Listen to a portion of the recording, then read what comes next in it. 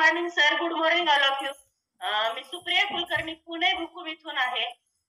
माझ्यामध्ये बदल असा झालाय की वर्कआउट आवडायचा पण तो मी वेळ नाहीये म्हणून तो टाळत होते. कारण कामाची गरज प्रत्येकाला असते, बिझनेस वुमन आहे. परंतु माझे ग्रेट कोच भेटले. व्यायामाचं मार्गदर्शन त्यांनी केलं प्रॉपर. आणि मग लक्षात आले की नाही, हे कुठेतरी थांबवलं पाहिजे. पैसा तर मिळवायचाच आहे पण शरीर चांगलं नसेल तर आपण पैसा कसा मिळवू शकतो.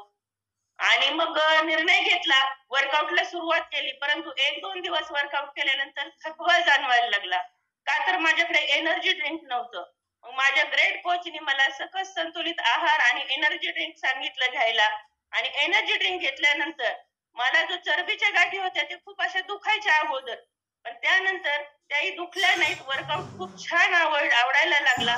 म्युझिक आवडायचं, परंतु म्युझिक फक्त ऐकूनच आवडायचं. व्यायाम करताना कधीच म्युझिक वापरलं नव्हतं व्यायामासाठी.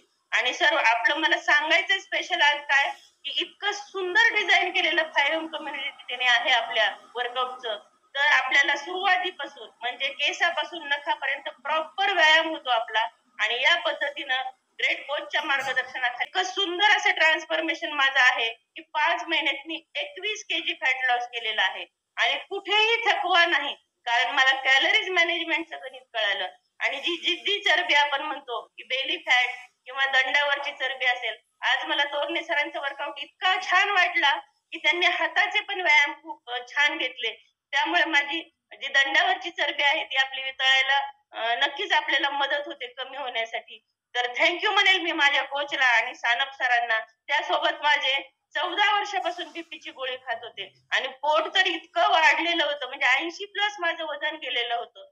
तर त्या वाढलेल्या पोटामुळे मला 14 वर्षापासून बीपीची गोळी चालू होती.